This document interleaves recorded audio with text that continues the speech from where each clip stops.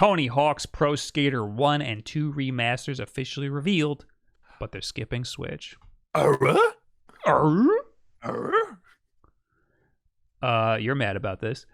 Well, keep reading. I'm not going to read the update. Nintendo Life says, in recent times, we've been hearing lots of a potential comeback for the Tony Hawk's Pro Skater series. It now seems that the cat's well and truly out of the bag with remastered releases of Tony Hawk's Pro Skater 1 and 2 expected to be revealed immediately. A number of people have been sharing messages online claiming to have received text messages from Tony Hawk himself about the new remasters. We know, that sounds like the worst source for a news article you've ever heard, but Tony does have a public phone number that is used to share marketing materials with fans. That's like a new thing people do. Yeah, a lot of celebrities doing that. Tony Hawk was, like, I think, one of the first, actually.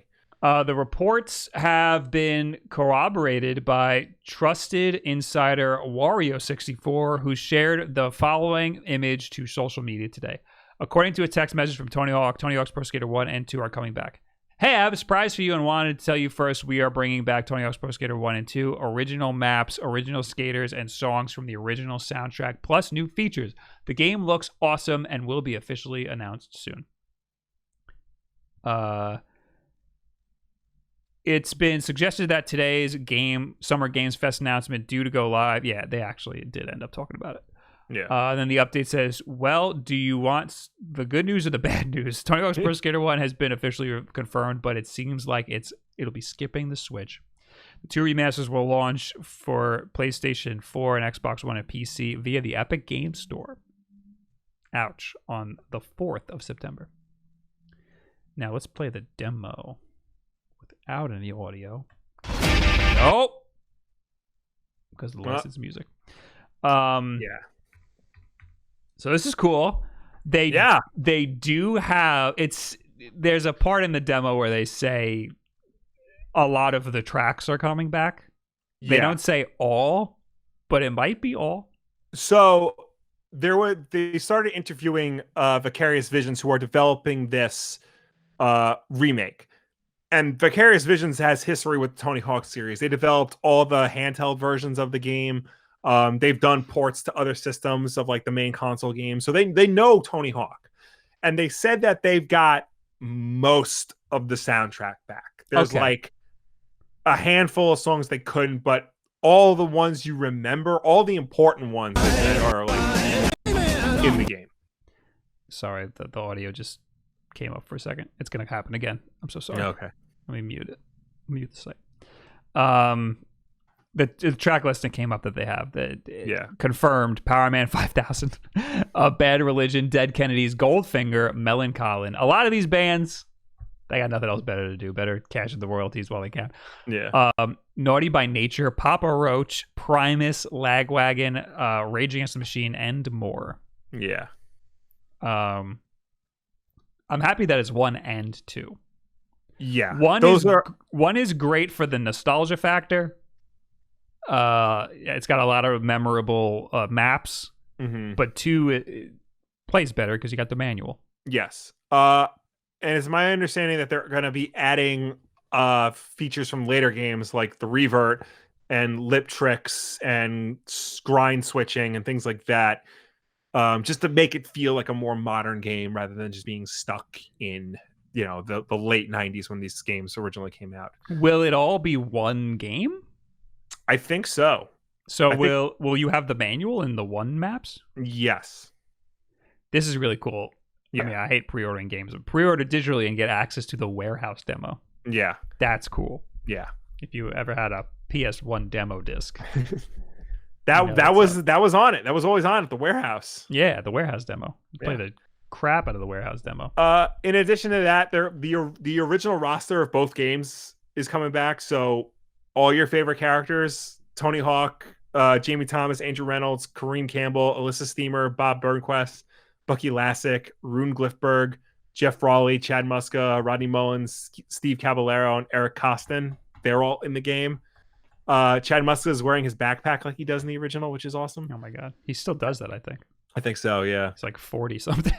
They're all like in their 40s and 50s now. But yeah, I am beyond excited for this. Now, I am so happy that Tony Hawk is coming back, and it looks like it's coming back properly this time. I'm skeptical because Tony Hawk 5 was not a good game. Tony Hawk 5 was abysmal. And they've tried this before. There was Tony Hawk's Pro Skater HD on last generation, made by people who made Tony Hawk 5. Oh yeah, I forgot that happened. And that was basically like a greatest hits collection of Tony Hawk 1 and 2. But it was weird because it didn't have the original roster of characters. It was like mostly new characters. It had like this weird half of them were the classic songs and then half were like new songs from like modern bands. It ran in Unreal 3, which was clearly not made for a skateboarding game. It felt wrong when you Why played it. 3?